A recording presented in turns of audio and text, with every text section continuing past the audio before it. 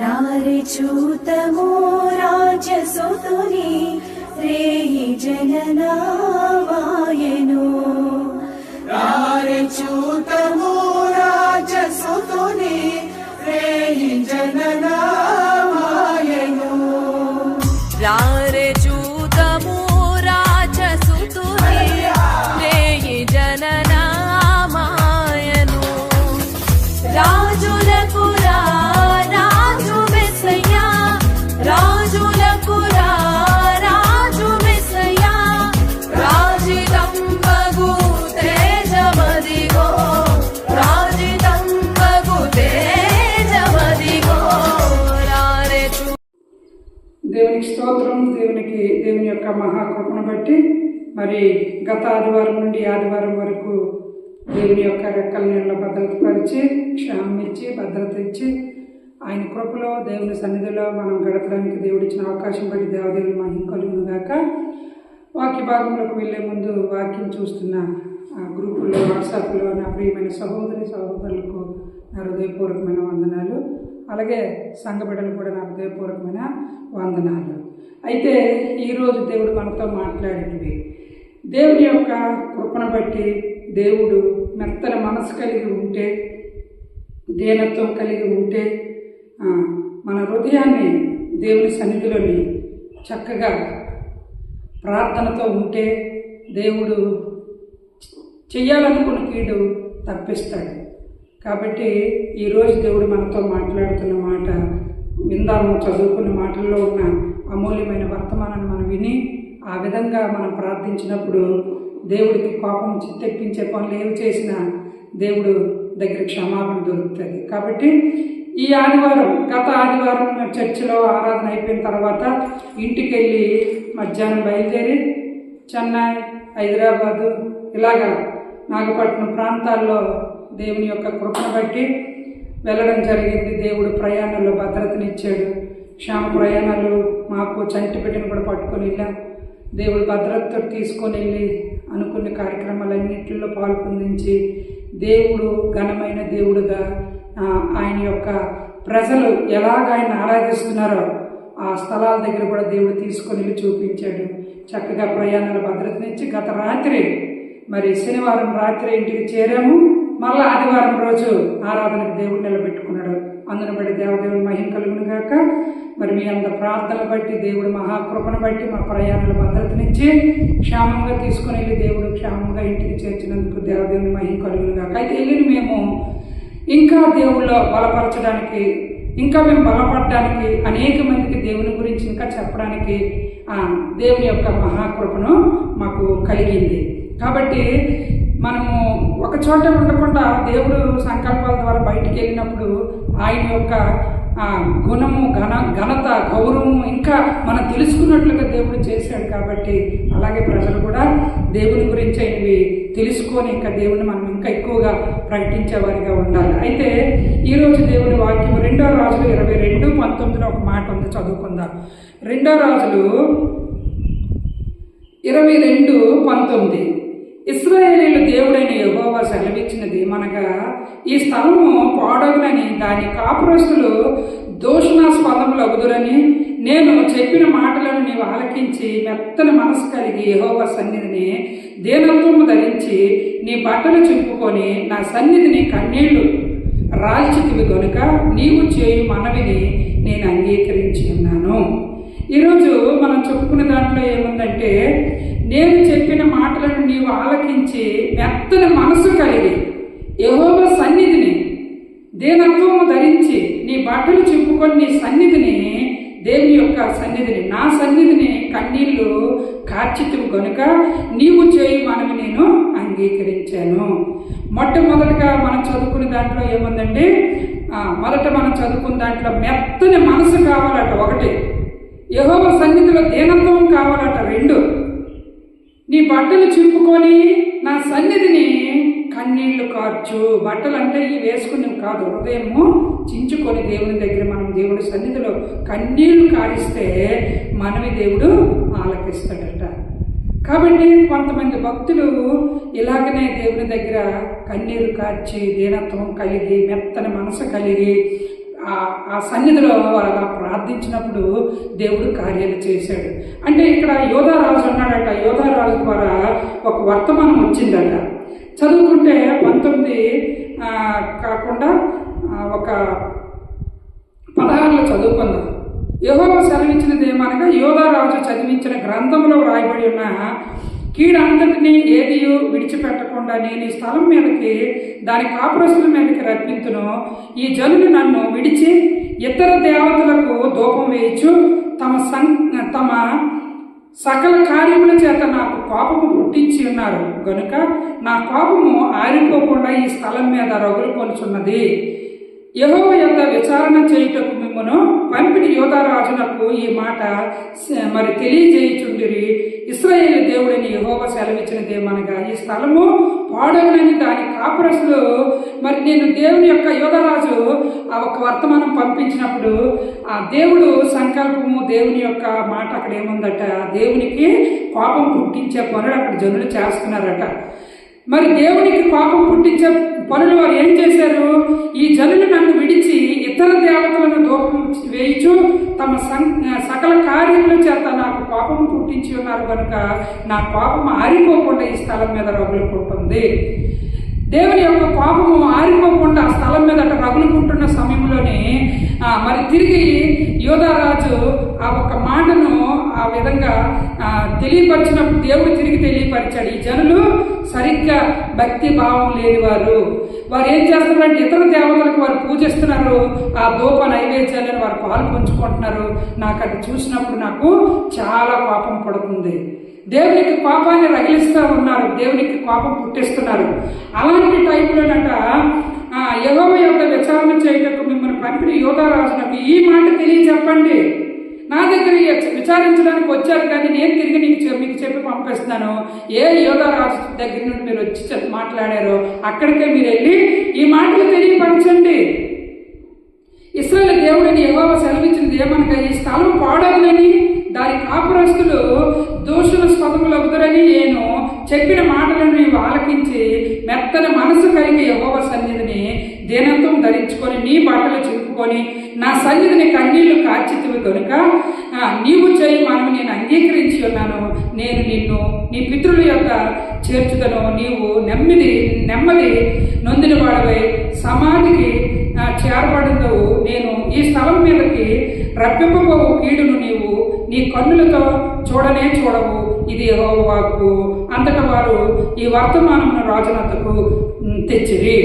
నువ్వు కన్నీళ్లు కార్చి మెత్తని మనసుతోటి నీవు దేవుని సన్నిధిలోని నీ హృదయమును చించుకుంటూ కన్నీళ్లు కారిస్తే, దేని మనసు కలిగి నువ్వు ఉంటే, మెత్తని మనసుతో నువ్వు ఉంటే, నేను రప్పించబోయినది కీడు నేను రప్పించను, నువ్వు చూడవు, ఆ కీడు అనేది చూడవు.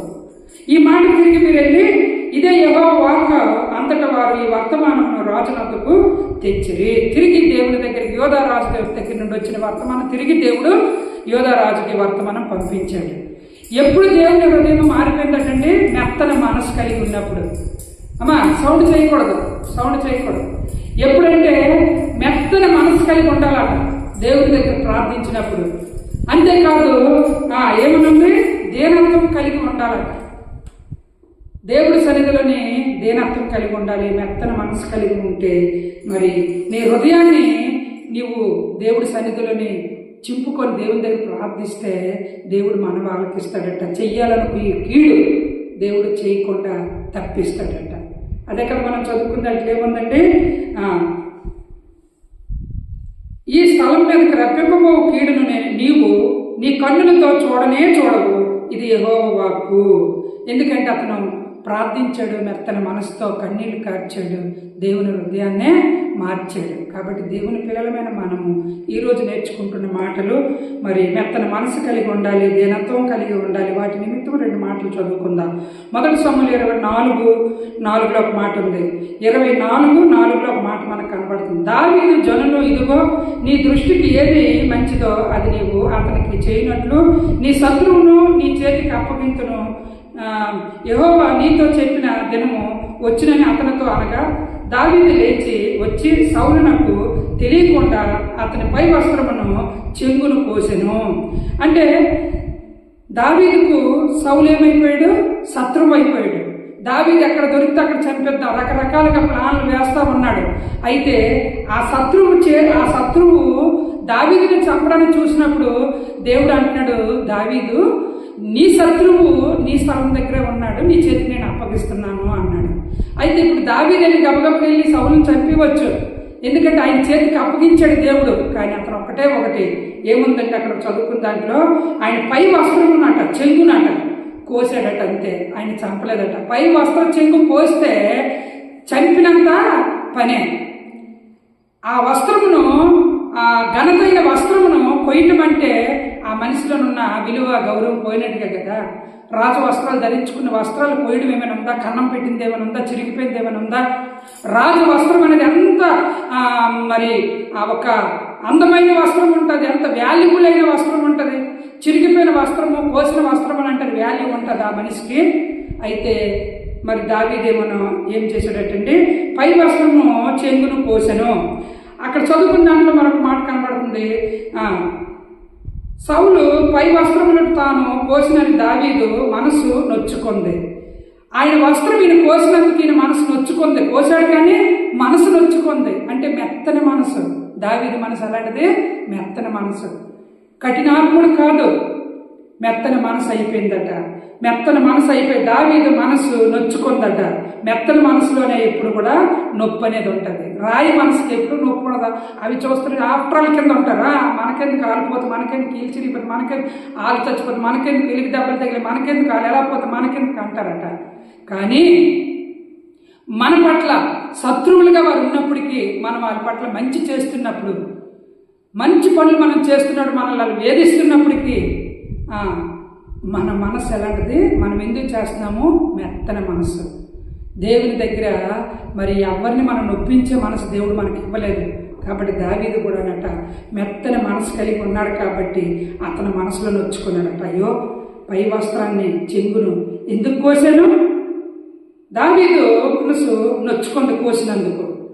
ఇతడు యెహోవా చేత అభిషేకం నొందినవాడు గనుక యెహోవా చేత అభిషేకుడైన నా ప్రభువునకు నేను ఈ కార్యము చెయ్యను, యెహోవాను బట్టి అతను నేను చంపను అని తన జనులతో చెప్పాను. దావీదు చేతికి సౌలు దొరికాడు, చంపేయాలని చంపవచ్చు, కానీ పై వస్త్రాన్ని కోసినందుకే బాధపడినాడు. చంపుతాడా? చంపలేదు. ఎందుకంటే ఇతను అభిషేకింపబడిన వాడు. సౌలుని దేవుడు అభిషేకించాడు. అభిషేకింపబడిన వాడిని నేను ముట్టను. ఎప్పుడు కూడా అభిషేకింపబడిన వారిని ముట్టకూడదు. వారి కొరకు ఏవేవో మాటలు మనం ఆడకూడదు. దేవుడి చేత అభిషేకింపబడిన వారు ప్రత్యేకింపబడిన బిడ్డలు కాబట్టి వారి పాపం ఎలాగున్నా మనకు అనవసరం. దేవుడు తీర్పు తీర్చుకుంటాడు, మనకు అనవసరం. మనం మటుగా ఒక మాట అనకూడదు, వాళ్ళని నొచ్చించకూడదు, బాధ పెట్టకూడదు. ఈ సత్యము జనులకు తెలియక ఇష్టం వచ్చిన మాట్లాడతారు. నచ్చితే నచ్చినట్లు ఉంటారు, నచ్చకపోతే వారి మీద ఎంతో బ్యాట్ చేయడానికి చూస్తారు. కానీ దావీదట దావీదు అభిషేకం పొందుకున్నాడు, సౌలు కూడా అభిషేకం పొందుకున్నాడు. కాబట్టి ఆ విలువ అనేది దావీదుకు తెలుసును. సౌలు విషయంలోని, ఆ అభిషేకం విషయంలోని ఆ ఒక వాల్యూ, విలువ అనేది ఈ యొక్క దావీదు తెలుసును. కాబట్టి అభిషేకింపబడిన వాడిని నేను ముట్టను అని అక్కడ అతనితో పాటు ఉన్న జనులకి తెలియచెప్పాడటండి. తెలియచెప్పి ఈ పని నేను చెయ్యను, ఎందుకంటే ఈయన దేవుని చేత అభిషేకింపబడిన వాడు కాబట్టి నేను ఇతన్ని ముట్టను అని చెప్పేశాడు. నేను చంపను అని తన జనులతో చెప్పాను. జనులు అందరూ అనుకోవచ్చు, ఇతనితో ఇన్ని బాధలు పడ్డాడు, చంపనని చెప్పడం ఏంటి అనుకోవచ్చు. కానీ అక్కడ మనకి ఆ విలువ, గౌరవం ఎక్కడ కనిపిస్తుందంటే అభిషేకంలో మనకు కనబడుతుంది. కాబట్టి కీర్తన 51:17 ఒక మాట కనబడుతుంది. మెత్తన మనసు కొరకు మనం చూసుకున్నాం. దావీదుకి మెత్తన మనసు కలిగింది కాబట్టి దేవుడు దృష్టిలో దావీదు విలువైన వాడు అయిపోయాడు. అభిషేకింపబడిన వాడు ముట్టలేదు, చంపలేదు, విలువైన దావీదు అయిపోయాడు. అందుకని దావీదుకి దేవుడు తోడై ఉన్నాడు. దావీదు ప్రయాణాల్లో, దావీదు విషయంలో, దావీదుకి ఎన్ని సమస్యలు కలిగినా యెహోవా తోడు దావీదు. అందుకే దావీదు దేవుని యొక్క హృదయానుసారుడు. మెత్తన మనసు దావీదుకు ఉంది కాబట్టి దేవుని హృదయానుసారుడు దావీదు అయిపోయాడు. అంటే కదా కీర్తన 51:17 విరిగిన మనసు దేవునికి ఇష్టమైన బలులు, దేవా విరిగి నలిగిన హృదయము నీవు ఆలస్యం చేయవు. నీ కటాక్షం చొప్పున సియోనుకు మేలు చేయము, యెరూషలేము యొక్క గోడలను కట్టించుము. దేవుడు కటాక్షం ఉంటేనే యెరూషలేము గోడలు నిలబడతాయి. మరి సియోనుకు మేలు చేయుము. సియోను సంఘానికి దేవుడు మేలైనవి చేస్తాడు, గోడలు లేపుతాయి, మరి లేపబడతాయి రకరకాలుగా. ఎందుకంటే ఎప్పుడంటే విరిగిన మనసు దేవునికి ఇష్టమైన బలులు దేవా, విరిగి నలిగిన హృదయం నీవు ఆలక్ష్యం ఎప్పుడు చేయవు. మరి నీ కటాక్షం చొప్పున సియోనుకు మేలు చేయము, యెరూషలేము యొక్క గోడలను కట్టించుము. దేవుడే ఆయన కటాక్షంతో చేయగలిగినవి ఉంటాయి. ఎప్పుడంటే నీ మనసు ఎలా ఉండాలండి, ఏ రకంగా ఉండాలండి, నీ హృదయము దేవుని ఇష్టమైన బలి అంటున్నాడు. విరిగిన మనసే దేవునికి ఇష్టం. నీ మనసు విరిగి దేవుని దగ్గరికి వెళ్ళినప్పుడు ఆ మనసు దేవుడు చూస్తాడు, నీకు చేయవలసిన కార్యక్రమాలన్నీ కూడా దేవుడు చేస్తాడు. అంతేకాదు 57:15 ఒక మాట కనబడుతుంది. 57:15 యెషయా 57:15 మహాగరుడను మహోన్నతుడను పరిశుద్ధుడను నిత్య నివాసనై ఉన్నాడు. ఇలా సెలవిచ్చుచున్నాడు, నేను మహోన్నతమైన పరిశుద్ధ స్థలంలో నివసించుచున్నవాడును, ఆయనను వినయము గల వారిని ప్రాణమును ఉజ్జీవింపచేయుటకును, నలిగిన వారి ప్రాణమును ఉజ్జీవింపచేయుటకును, వినయము గల వారి యొద్దను దీన మనసు గల వారి యొద్దను నేను నివసించుచున్నాను. ఎక్కడ నివసిస్తాడంటే దేవుడు? పెద్ద పెద్ద చర్చల్లో, లేకపోతే పెద్ద పెద్ద భవనాల్లో, లేకపోతే పెద్ద డబ్బు గల ఇంట్లో, లేకపోతే పెద్ద పెద్ద పొలాలున్న స్థలాల్లో, బోళ్ళంత ఆస్తిపరుల ఇంట్లో దేవుడు నివసిస్తానన్నాడండి. లేకపోతే పెద్ద పెద్ద బిషపులు, పెద్ద పెద్ద దైవజనుల ఇంట్లో నివసిస్తానన్నాడండి దేవుడు. ఎలాంటి అధిపతులైన, అధికారులైన, న్యాయాధిపతులైన ఎవరైనా కూడా దేవుడిని స్తుతించిన వారి దగ్గర దేవుడు నివసిస్తాడు. ఇక్కడ ఏమనుంది? మహోన్నతమైన పరిశుద్ధ స్థలంలో నివసించువాడు ఆయనను వినయము గలవారి ప్రాణమును ఉజ్జీవింపచేయుటకును, నలిగిన వారి ప్రాణమును ఉజ్జీవింపచేయుటకును, వినయము గలవారి యొద్దను దీన మనసు గలవారి యొద్ద నివసిస్తాను అన్నాడు. గర్విష్ఠుల హృదయాల్లో ఉంటాననలేదు, లేకపోతే విర్రమీగిన మాట్లాడిన వారి ఇంటి దగ్గర ఉంటాననలేదు. ఎవరైతే వినయం గలవారిగా ఉంటారో, దీన మనసు గలవారిగా ఉంటారో వారి దగ్గర దేవుడు నివాసం చేస్తాడండి. దేవుడు నివాసం చేస్తే దేవుని బిడ్డగా నీకు ఏ లోటు ఉండదు. కాబట్టి ఆయన నివాసం చేసేటట్లుగా నీ మనసు మెత్తనగా ఉండాలా, నీవు వినయం కలిగిన హృదయంతో ఉండాలా, దీన మనసు కలిగిన వారిగా మనం ఉండాలి. దేవుడు నివాసం చేస్తాడు. అంతేకాదు 1 రాజుల్లో ఒక మాట మనకు కనబడుతుంది. 1 రాజులోని ఒకరు కనబడుతున్నారు. 21 1 రాజుల్లో 21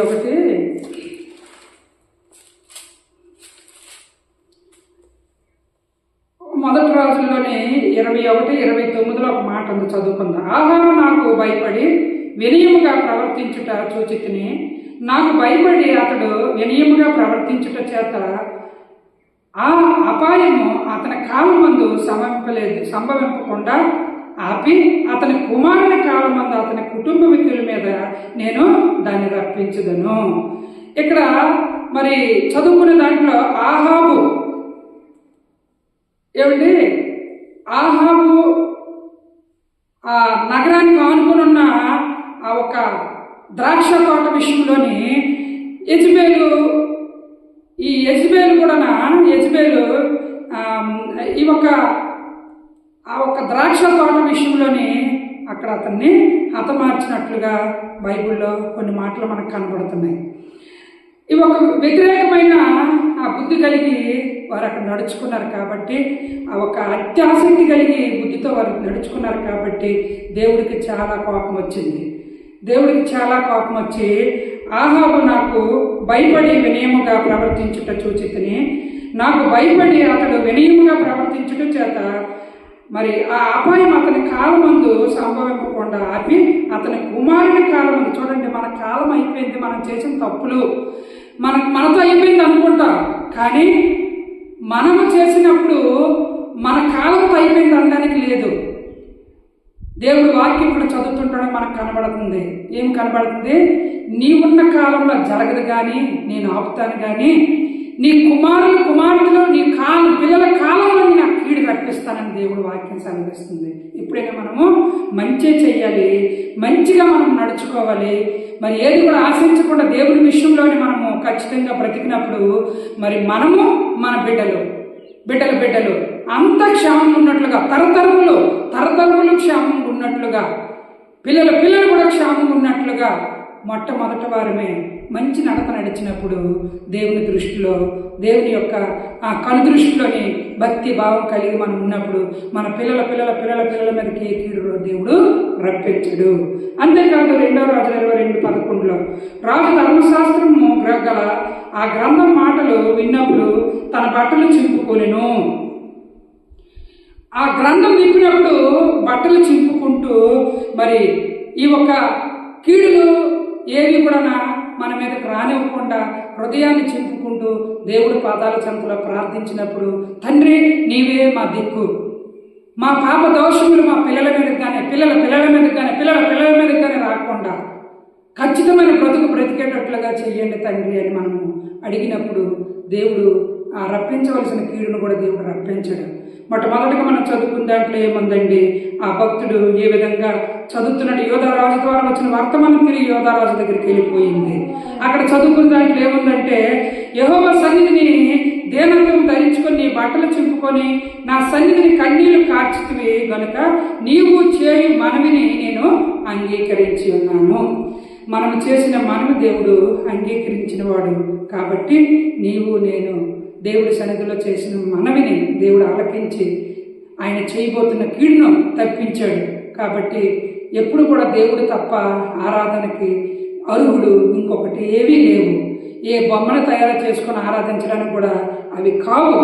నిజమైన దేవుడు మహోన్నతుడు, సర్వోన్నతుడు. చదువుకున్న దాంట్లో ఏవేవి ఉన్నాయండి, ఎంత చక్కగా మనకి మాటలు కనబడుతున్నాయండి. మహాగణుడను, మహోన్నతుడను, పరిశుద్ధుడను, నిత్య నివాసుడైన ఇలాగూ సెలవించుచున్నాడు, నేను మహోన్నతమైన పరిశుద్ధ స్థలంలో నివసించేవాడను. ఎంత చక్కటైన దేవుడు, ఆయన పేరు ఎలాంటిది ఉందో ఆ పేరును మనం నిలబెట్టేవారిగా ఉండి ఆయన గణపరిచేవారిగా మనం ఉండాలా. మన హృదయం మెత్తదై ఉండాలా. మెత్త మనస్సు కలిగి మనం దేవుని దగ్గర ప్రార్థించినప్పుడు మెత్త మనస్సు తగ్గించుకునే స్వభావము దేవుడు చూస్తాడు. ఒకరోజు వాటి విషయంలో దేవుడు ముందుకు నడిపించి విజయం ఇచ్చి ముందుకు నడిపిస్తాడు. కళ్ళు మూసుకొని ప్రార్థన చేసుకుందాం. స్తోత్రం తండ్రి, పరిశుద్ధుడా, గొప్ప దేవుడా.